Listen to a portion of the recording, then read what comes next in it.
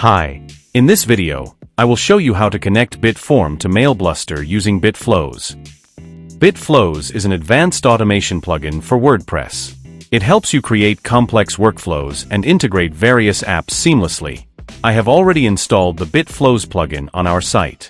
In this tutorial, I will explain how to add a new lead in MailBluster using BitForm. I will use BitForm as a trigger node to send a message for lead creation in MailBluster. Step 1. Create a new flow. First, navigate to the Flows page. If you have not created any flow yet, click on the Create Flow button. Enter a name for your flow, and then click on the Create button. Once you have successfully created a new flow, it will be displayed like this. Step 2. Add BitForm as a trigger. Next, let's add BitForm as a trigger in our workflow. To do this, click on the plus icon. A pop-up will appear. From there, search and select BitForm, Submit Success as the trigger. Now, choose the form you'd like to use from the drop-down menu. After that, click the Listen Response button. Now I will submit a test response from BitForm. Once the form submission is completed, the response will appear like this. The data will now be available in the next flow step as a variable to map. Finally, close the Trigger tab. We have successfully added a BitForm trigger to our flow. Step 3. Add an action. Now, I will add MailBluster as an action in the workflow. Click the plus icon again, then search and select MailBluster, Add Lead as the action from the pop-up. Next, select a MailBluster connection from the drop-down menu. If you don't have any existing connection or want to create a new one, simply click the Add Connection button. Here, write a name for your connection.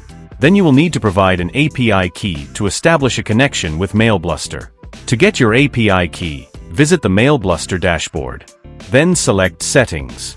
Now click on the API Keys option and complete the API key creation process. Once your API key is successfully generated, then copy it. Now return to the BitFlows builder and paste the API key into the value field. Then click the Connect button.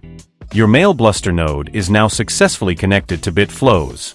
Now, I will map the fields from the BitForm response to the MailBluster fields.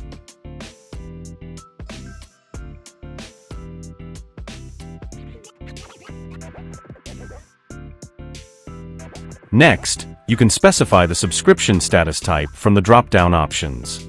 Additionally, you also have the option to override the existing contact information with responses, if needed. Enabling the double opt-in feature allows the admin to obtain users' permission before subscribing them to marketing emails via MailBluster, ensuring both compliance and user consent. You can also add tags that you have already created in your MailBluster account. Step 4. Run a final test. After completing all the setup steps, click on the Test Flow Once button to run a test. Then submit a form to trigger a response from BitForm. Once your form is successfully submitted, return to the BitFlows builder and click on the Logs button to view the details.